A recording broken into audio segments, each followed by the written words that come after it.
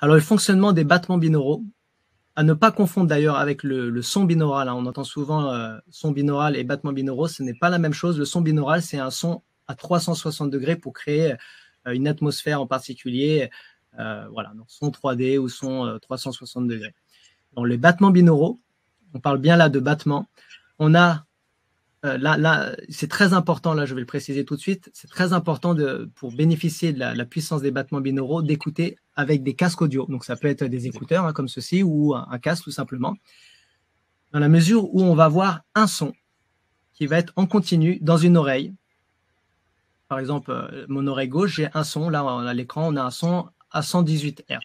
Et à l'oreille droite, on va prendre ce son-là et on va le détuner légèrement de quelques Hertz. Et on va avoir donc un autre son, un continu aussi à l'autre oreille. Et en prenant ces deux sons, avec l'écart de fréquence différentielle que l'on a, on va entendre un signal fantôme qui n'existe pas à la base.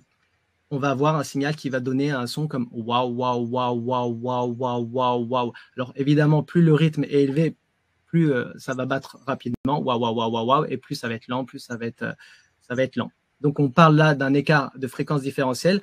Dans l'exemple que vous avez à l'écran, on a un son à 118 Hz d'un côté, 128 Hz de l'autre côté. L'écart différentiel, 128 moins 118 égale les chiffres et les lettres. 10. 10 Oh, Hz. waouh. Oh là là, on a des On a mathématiciens. 10 Hz.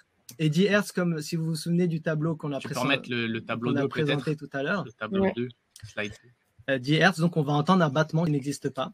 Et les 10 Hz correspondent à l'état cérébral alpha. Donc en induisant, entre 7 et 13, vous avez dit. Voilà, entre 7 et 13. Donc en jouant un signal, donc des battements binauraux qui battent sur un rythme de 10 Hz, puisque le Hertz, c'est vraiment c'est la mesure hein, qui mesure donc, le nombre d'oscillations à la seconde pour le son.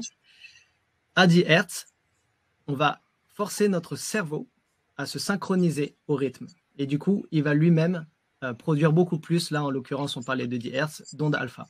Donc, en connaissant cela, on peut créer des battements binauraux à différents rythmes pour induire un autre état modifié de conscience. Ça peut être pour s'endormir, on va aller créer des battements binauraux en dessous de 4 Hz.